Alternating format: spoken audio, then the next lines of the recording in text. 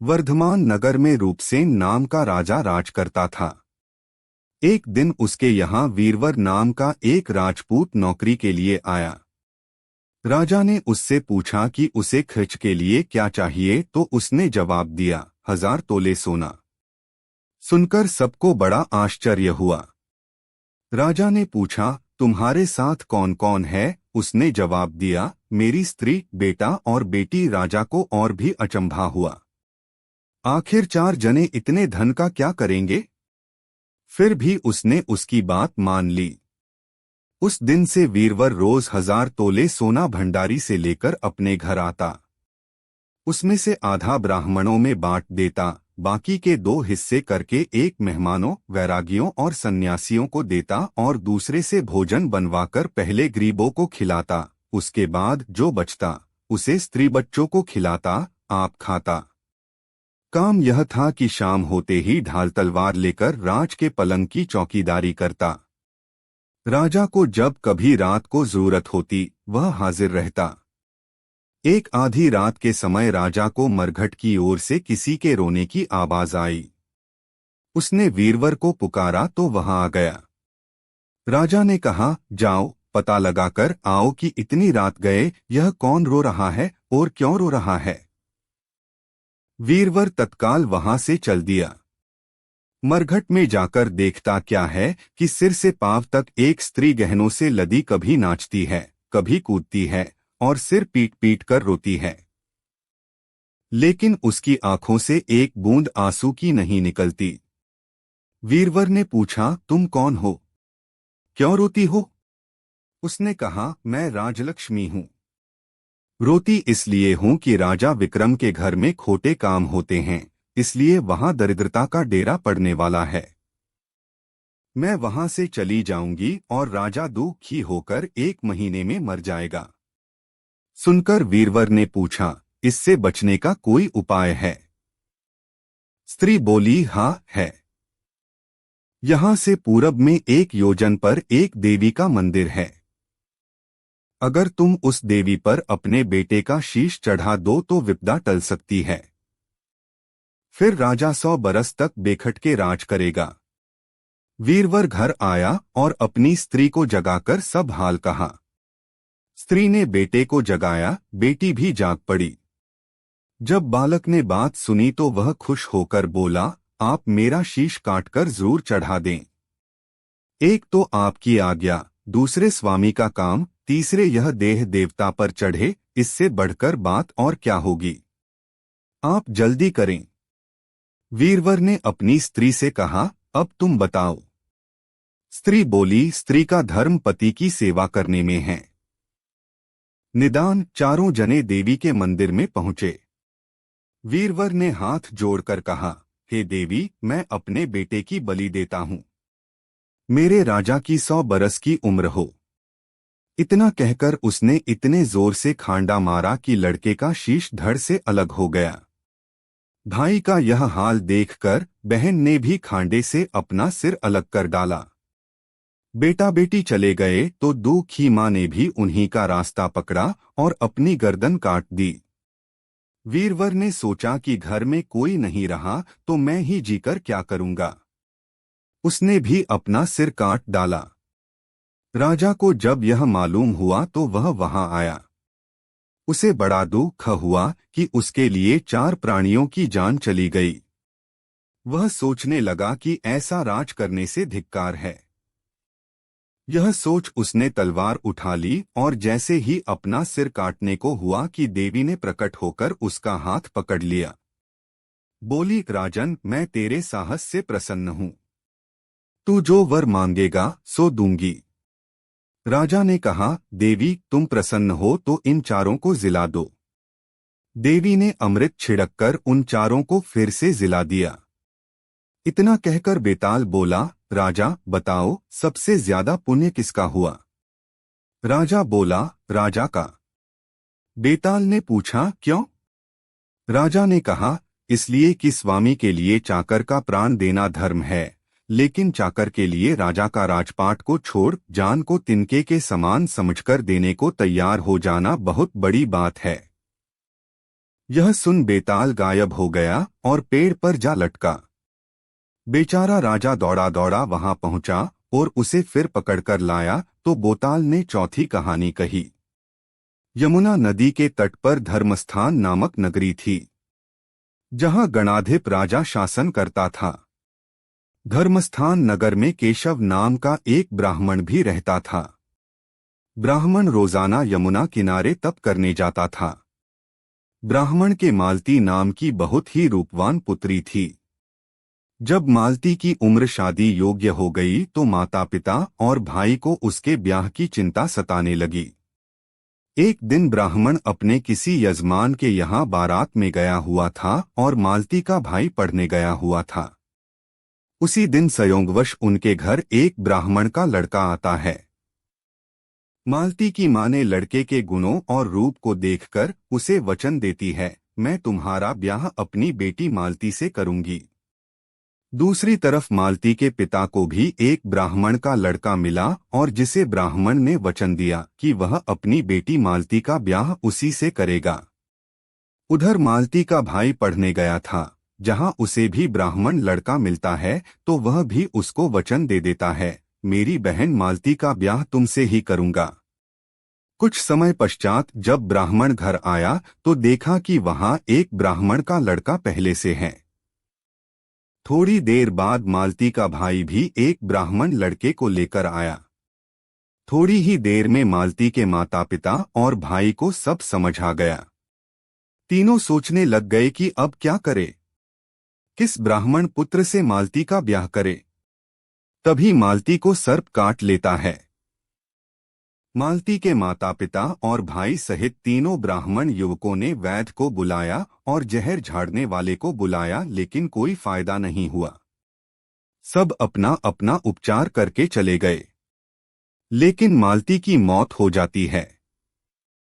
विक्रम बेताल की कहानियां। विक्रम बेताल की कहानी भाग 3। दुहक से विलाप करते हुए सभी मालती को श्मशान लेकर गए और उसका दाह संस्कार कर वापस लौट आए। तीनों लड़कों में से पहले लड़के ने मालती की हड्डियां समेट ली और फकीर बनकर जंगल में चला गया। दूसरे लड़के ने मालती के शरीर की राख को गठरी बांध वही झोपड़ी बनाकर बस गया। तीसरा लड़का योगी, साधु, सन्यासी बनकर नगर नगर घूमने लगा। विक्रम बेताल की कहानी। विक्रम बेताल स्टोरी इन हिंदी। एक बार वह तीसरा लड़का घूमते घूमते किसी नगर में जा पहुंचा, जहां वह एक ब्राह्मण के घर गया। उस ब्राह्मण के एक लड़का था जो उस नगर के राजा के यहाँ सैनिक था। जब ब्राह्मण भोजन पर बैठा तो कुछ सैनिक उस ब्राह्मण के बेटे का शव लेकर आते हैं। वे सैनिक उस घटना के बारे में बताते हैं जिसके कारण उसके लड़के की मौत हुई थी। बेटे का शव देखकर ब्राह्मण की पत्नी दुख से विलाप करने लगी, जिसे देखकर योगी ने भी अपना भोजन बीच में छोड़ खड़ा हो गया। ब्राह्मणी का रोना उसके पति से देखा नहीं गया। उसके पास पूर्वजों की दी हुई संजीवनी विद्या की पोथी थी। ब्राह्मण ने जैसे ही संजीवनी विद्या का मंत्र पढ़ा तो उसका मरा हुआ लड़का जीवित हो उठा। यहां देखकर वह योगी आश्चर्यचकित हो गया। योगी ने सोचा कि अगर वह संजीवनी विद्या की पोथी मेरे हाथ आ जाए तो मैं मालती को फिर से जीवित कर लूंगा। इसके बाद उस योगी ने खाना खाया और ब्राह्मण के घर ही रुक गया। रात को जब सभी भोजन करके सो गए तो योगी चुपचाप धीरे से उस पोथी को लेकर चल पड़ा। अब योगी उसी स्थान पर जा पहुंचा जहां मालती का दाह संस्कार गया था। वह जाकर देखता है दोनों लड़के वह बैठे बातें कर रहे थे। योगी ने दोनों को संजीवनी विद्या की पोथी के बारे में बताया। दोनों ने अपने पास रखी मालती की हड्डियां और राख निकाली। जैसे ही योगी ने मंत्र पढ़ा मालती जीवित हो उठी। अब फिर से वे तीनों मालती के लिए झगड़ने लगे। विक्रम बेताल की कहानियां। विक्रम बेताल हिंदी कहानी। इतनी कहानी सुनाकर बेताल बोला, हे राजन, अब बताओ कि वह लड़की किसकी पत्नी बननी चाहिए। राजा विक्रम ने जवाब दिया, जो लड़का वह झोपड़ी बनाकर रह रहा था, जो मालती के शरीर की राख को रखे हुए था, उसकी। बेताल उसकी क्यों? तब राजा विक्रम, जिसने हड्डियां रखी, वह उसके बेटे के समान हुआ। जिसने संजीवनी विद्या से जीवन दान दिया, वो बाप के समान हुआ, और जो राख लेकर रमा रहा, वही उसका हकदार हुआ। राजा विक्रम का उत्तर सुनकर बेताल कहता है, राजन, तुमने अच्छा गणित लगाया पर अपनी शर्त भूल गए। और इतना कहकर बेताल फिर उसी पीपल के पेड़ पर जा बैठा। राजा विक्रम फिर लौटे और बेताल को लेकर फिर से चल पड़े। अंग देश में एक धनवान ब्राह्मण रहता था। 3 बेटे थे। एक बार ब्राह्मण ने यज्ञ करने की सोची। व्यक्ति के लिए समुद्री कछुए की जरूरत पड़ी। ब्राह्मण ने अपने 3 बेटों से समुद्री कछुआ लाने को कहा। 3 पुत्र समुद्र तट पर जाते हैं, जहां उनको एक कछुआ मिला, में रहने लगे। इतना कहकर बेताल बोला, हे राजन, अब बताओ, तीनों में से बढ़कर कौन था? राजा विक्रमादित्य ने कहा, मेरे विचार से शयाचन था, क्योंकि उसकी पीठ पर बाल का निशान दिखाई दिया और ढूंढने पर बिस्तर में बाल भी मिला। बाकी 2 के बारे में कह सकते हैं कि उन्होंने किसी से पूछकर जान लिया होगा। इतना कहते ही बेताल पुनः पीपल के पेड़ पर जाकर उल्टा लटक गया और राजा विक्रम दोबारा से बेताल को लेकर आगे निकल पड़े। रास्ते में बेताल फिर एक नई कहानी राजा विक्रम को सुनाता है। रहस्यों की दुनिया। मुख्य पृष्ठ। विक्रम बेताल की कहानियां। विक्रम बेताल की कहानी भाग 5। बेताल पच्चीसी की कहानी। विक्रम बेताल की कहानी। विक्रम बेताल की कहानी का अगला भाग सुनाने वाले हैं। बेताल के द्वारा विक्रमादित्य को सुनाई गई कहानियां बच्चे और बूढ़े बड़ी उत्सुकता के साथ सुनते हैं। बेताल के द्वारा सुनाई गई सभी कहानियां बहुत ज्ञानवर्धक है, जो बच्चों को जरूर सुनानी चाहिए। आइए विक्रम बेताल की कहानी। विक्रम बेताल की कहानी भाग 5। राजकुमारी से किसका विवाह होना चाहिए? विक्रम बेताल की कहानी भाग 5। राजकुमारी से किसका विवाह होना चाहिए? विक्रम बेताल की कहानी भाग 5। विक्रम बेताल की कहानी। मगध देश में महाबल राजा का शासन था, जिसकी पुत्री महादेवी बहुत ही रूपवती और आदित्य थी। जब राजकुमारी महादेवी ब्याह के योग्य हो गई, तब राजा को महादेवी की चिंता होने लगी। कई राजकुमार आए, लेकिन राजकुमारी महादेवी को कोई भी पसंद नहीं आया। महाबल ने सोचा, जो राजकुमार बहुत शक्तिशाली गुणवान होगा, वही राजकुमारी महादेवी से विवाह करेगा। एक दिन महाबल राजा के दरबार में एक राजकुमार आता है और कहता है, मैं राजकुमारी महादेवी का हाथ आपसे मांगने आया हूँ। राजा बोला, मैं अपनी पुत्री का विवाह उसी से करूँगा जिसमें सब गुण होंगे, जो सर्वगुण संपन्न होगा।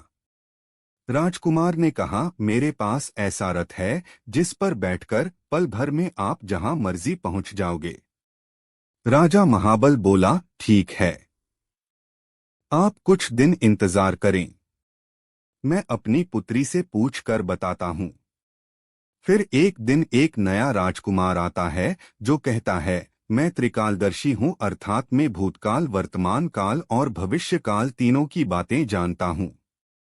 राजा उसे भी इंतजार करने को कहता है। कुछ दिनों के पश्चात पुनः एक नया राजकुमार आता है, जो कहता है, मैं धनुर्विद्या में निपुण हूं, धनुष चलाने में कोई भी मेरा मुकाबला नहीं कर सकता। इस प्रकार 3 वर राजकुमारी महादेवी के लिए एकत्र हो जाते हैं। राजा महाबल सोचते हैं कि मेरी पुत्री एक है और राजकुमार 3, और तीनों ही राजकुमार बहुत सुंदर गुणवान है। अब क्या किया जाए? तब एक राक्षस राजकुमारी को उठाकर विंध्याचल पहाड़ पर लेकर चला जाता है। विक्रम बेताल की कहानी भाग 5। विक्रम बेताल की कहानियां। तीनों राजकुमारों में से जो राजकुमार त्रिकालदर्शी था, राजा उसके समक्ष जाकर बताता है, वह राजकुमारी को उठाकर विंध्याचल पहाड़ पर ले गया है। दूसरे राजकुमार ने कहा, आप मेरे रथ पर बैठे, कुछ पलों में ही हम विंध्याचल पर्वत पहुंच जाएंगे। तीसरा राजकुमार बोला, मैं शब्दभेदी बाण चलाना जानता हूं और मेरे लिए राक्षस को मारना बहुत आसान है। विक्रम बेताल की कहानी, विक्रम बेताल स्टोरी इन हिंदी। वे सभी रथ पर बैठकर विंध्याचल पर्वत पहुंचे और राक्षस को मारकर राजकुमारी को सुरक्षित वापस ले आए। इतना कहकर बेताल बोला, हे राजन, आप न्यायप्रिय राजा विक्रमादित्य है। आप ही न्याय करो कि राजकुमारी से किसका विवाह होना चाहिए। राजा विक्रम ने कहा, जिसने राक्षस को खत्म किया उससे राजकुमारी का विवाह होना चाहिए, क्योंकि असलता में वीर वही है, बाकी दो राजकुमारों ने तो राजकुमारी की मदद की है। एक ने ज्ञान से और दूसरे ने रथ से। इतना कहते ही बेताल पुनः पीपल के पेड़ पर जाकर उल्टा लटक गया और राजा विक्रम दोबारा से बेताल को लेकर आगे निकल पड़े। रास्ते में बेताल फिर एक नई कहानी राजा विक्रम को सुनाता है। धर्मपुर नगरी में धर्मशील राजा राज करता था। राजा के अंधक नाम का दीवान भी था। एक दिन दीवान कहता है, महाराज, मंदिर बनवाकर देवी को बैठाकर पूजा की जाए तो बहुत बड़ा पुण्य मिलेगा। राजा दीवान के कहे अनुसार करता है। एक दिन देवी मां प्रसन्न होकर राजा को वर मांगने को कहती हैं। धर्मशील राजा की कोई संतान नहीं थी तो उसने देवी से पुत्र प्राप्ति की मांग की। देवी ने बोला, अच्छी बात है राजा, तुझे बहुत बड़ा प्रतापी पुत्र प्राप्त होगा। मुख्य पृष्ठ। विक्रम बेताल की कहानियां। विक्रम बेताल की कहानी भाग 6, बेताल पच्चीसी की कहानी, विक्रम बेताल की कहानी। विक्रम बेताल की कहानी का अगला भाग सुनाने वाले हैं। बेताल के द्वारा विक्रमादित्य को सुनाई गई कहानियां बच्चे और बूढ़े बड़ी उत्सुकता के साथ सुनते हैं। बेताल के द्वारा सुनाई गई सभी कहानियां बहुत ज्ञानवर्धक है, जो बच्चों को जरूर सुनानी चाहिए। आइए विक्रम बेताल की कहानी। विक्रम बेताल की कहानी भाग 6। विक्रम बेताल की कहानी भाग 6, स्त्री किसकी हुई। विक्रम बेताल की कहानी भाग 6, विक्रम बेताल की कहानी। धर्मपुर नगरी में धर्मशील राजा राज करता था। राजा के अंधक नाम का दीवान भी था। एक दिन दीवान कहता है, महाराज, मंदिर बनवाकर देवी को बैठाकर पूजा की जाए तो बहुत बड़ा पुण्य मिलेगा। राजा दीवान के कहे अनुसार करता है। एक दिन देवी मां प्रसन्न होकर राजा को वर मांगने को कहती हैं। धर्मशील राजा की कोई संतान नहीं थी तो उसने देवी से पुत्र प्राप्ति की मांग की। देवी ने बोला, अच्छी बात है राजा, तुझे बहुत बड़ा प्रतापी पुत्र प्राप्त होगा। कुछ दिन बाद राजा को एक लड़का हुआ। सभी राजा को पुत्र प्राप्ति की खुशी में खुश थे। एक दिन धोबी अपने मित्र के साथ उस नगर में आता है। धोबी की नजर देवी के मंदिर पर गई। उसने देवी मां को प्रणाम किया। उसी समय उसको एक धोबी की लड़की दिखी जो बहुत ही सुंदर और रूपवान थी। धोबी उसको देखकर उसकी तरफ आकर्षित हो गया। उसने मंदिर में जाकर प्रार्थना की, हे देवी मां, यह लड़की मुझे मिल जाए तो मैं तुझ पर अपना शीश चढ़ा दूंगा। इसके बाद वह धोबी हर घड़ी बेचैन रहने लगा। जब उसके पिता को उसके मित्र से पूरा हाल मालूम हुआ तो वह अपने बेटे की यह हालत देखकर लड़की के पिता के पास जाता है और उनसे अपने पुत्र का विवाह उसकी सुंदर कन्या से करने का आग्रह करता है। इसके बाद दोनों का विवाह हो जाता। कुछ दिन के बाद लड़की के पिता यहाँ उत्सव हुआ, जिसमें लड़के को शामिल होने का न्योता आया। तो वह अपनी पत्नी और मित्र को साथ लेकर रास्ते में चलते हैं। रास्ते में देवी का मंदिर दिखाई दिया तो धोबी को अपना वादा याद आया। उसने मित्र और अपनी पत्नी को थोड़ी देर रुकने के लिए कहा और खुद देवी के मंदिर में जाकर तलवार से अपना शीश काटकर देवी के चरणों में अर्पित कर दिया। जब देर हो जाने के पश्चात उसका मित्र देवी के मंदिर में गया तो देखा कि धोबी का शीश और शरीर दोनों अलग अलग पड़े हैं। उसने यह सोचा कि यह सोचेंगे कि उसने ही अपने मित्र की पत्नी सुंदर पत्नी को हड़पने के लिए हत्या की है। इससे अच्छा है कि मैं भी इसी तलवार से अपना शीश काट लूं। इसके बाद उसने भी अपना शीश काट लेता है। बाहर खड़ी धोबी की पत्नी इंतजार में व्याकुल हो रही थी। थोड़ी देर बाद जब वो भीतर गई तो वह देखती है कि दोनों के सर धड़ से अलग पड़े हैं। वह सोचने लगी कि दुनिया बहुत बुरी है। यह सोचेंगी कि इस औरत ने इन दोनों को मार दिया, इसलिए मेरी बदनामी हो, उससे अच्छा है कि मुझे मर जाना चाहिए। जैसे ही वह स्त्री तलवार को अपनी गर्दन पर रखती है, देवी प्रकट होती है। विक्रम बेताल की कहानी, विक्रम बेताल स्टोरी इन हिंदी। देवी कहती हैं, मैं तुझ पर बहुत प्रसन्न हूँ, तुम जो चाहे वर मांग लो। स्त्री बोली, हे देवी माँ, इन दोनों को वापस जिंदा कर दो। देवी ने कहा, अच्छा, तुम दोनों के सिर मिलाकर रखो। घबराहट में स्त्री ने दोनों व्यक्तियों के सिर अलग अलग जोड़ दिए। एक का शीश दूसरे के धड़ पर लगा दिया और दूसरे का धड़ पहले के सिर पर लगा दिया। जैसे ही देवी ने दोनों को जिंदा किया तो वे आपस में झगड़ने लगे। एक कहता मेरी स्त्री है, दूसरा कहता मेरी स्त्री है। इतनी कहानी सुनाने के बाद बेताल बोला, हे राजन, बताओ वह किसकी स्त्री हुई। राजा ने कहा, नदियों में गंगा उत्तम, पर्वतों में सुमेरु, वृक्षों में कल्पवृक्ष और अंगों में सिर। इसलिए जिस शरीर पर पति का सिर लगा हो वही उसका पति होना चाहिए। इतना कहकर बेताल पेड़ पर जा लटका। राजा उसे वापस पकड़कर लाता है और नगर को निकल पड़ते हैं। यमुना नदी के तट पर धर्मस्थान नामक नगरी थी, जहां गणाधिप राजा शासन करता था। धर्मस्थान नगर में केशव नाम का एक ब्राह्मण भी रहता था। ब्राह्मण रोजाना यमुना किनारे तप करने जाता था। ब्राह्मण के मालती नाम की बहुत ही रूपवान पुत्री थी। जब मालती की उम्र शादी योग्य हो गई तो माता पिता और भाई को उसके ब्याह की चिंता सताने लगी।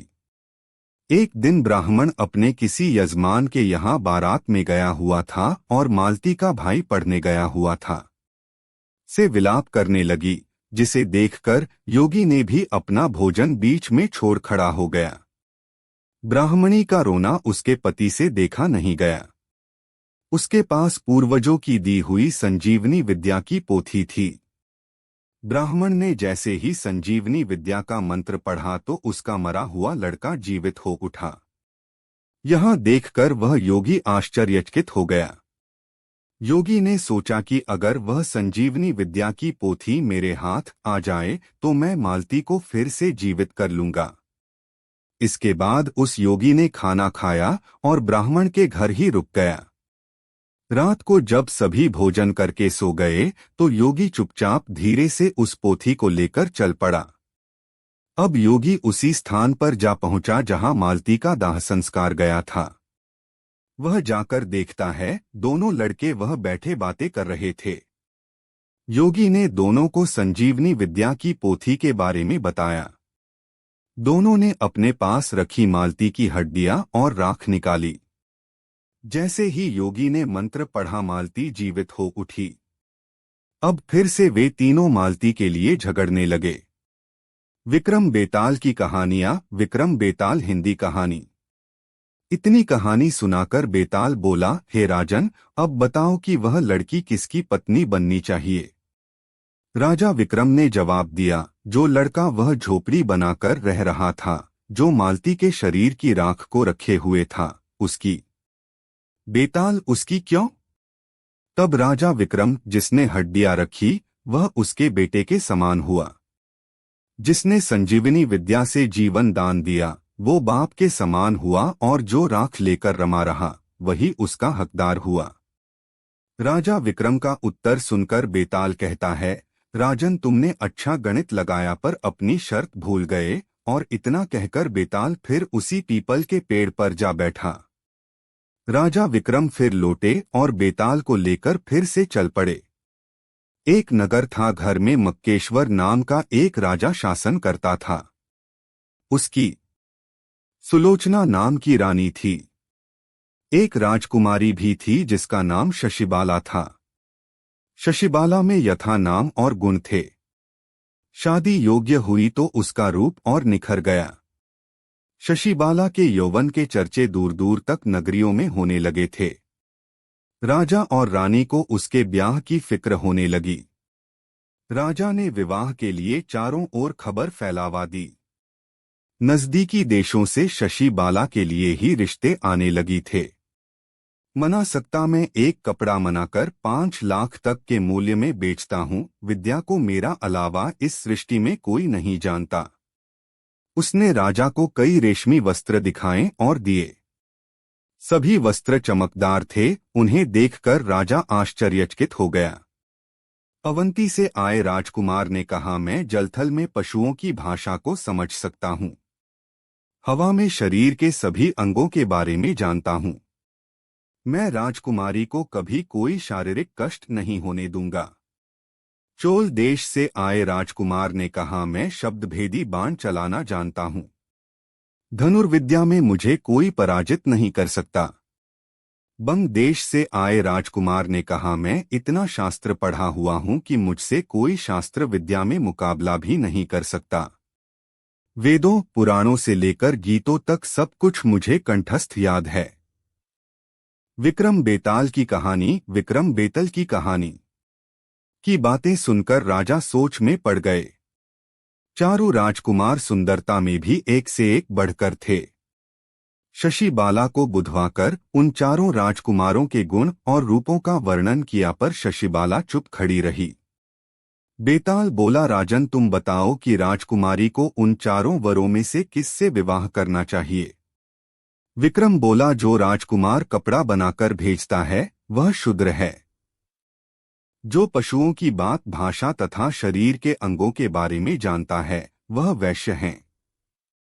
शास्त्र पढ़ा हुआ है वह ब्राह्मण है। शब्दभेदी बाण चलाना जानता है, मैं राजकुमारी के लिए सजातीय हैं, उसके योग्य हैं। राजकुमारी उसे ही मिलनी चाहिए। राजा विक्रम के इतना कहते ही बेताल भयानक अट्टहास करते हुए वहां से गायब हो गया। फिर उसे उस पीपल की पेड़ से लेकर नगर की ओर चल दिए। गांधार देश में ब्रह्मदत्त राजा का शासन था। उसी राज्य में एक वैश्य हिरण्यदत्त नाम का वैश्य भी रहता था, जिसके मदनसेना नामक एक पुत्री थी। एक दिन मदनसेना अपनी सखियों के साथ बाग में गई हुई थी। तभी संयोगवश वहां सोमदत्त नामक सेठ का लड़का धर्मदत्त अपने मित्र के साथ वहां आया हुआ था। राजा का जवाब सुनकर बेताल बड़ा खुश हुआ और बोला, राजा सच में तुम बहुत ही न्यायप्रिय हो। तुम्हारा न्याय विश्व विख्यात होगा। बेताल हंसकर बोला, राजन तुमने मुंह खोला, मैं चला। इतना कहकर बेताल वापस से पेड़ पर जा लटका और राजा विक्रम वापस बेताल के पीछे पीछे जाकर बेताल को पेड़ से नीचे उतारकर आगे बढ़ते हैं। कहानी से सीख मिलती है कि हमें अपने धर्म का पालन करना चाहिए और त्याग से बढ़कर कुछ भी नहीं है।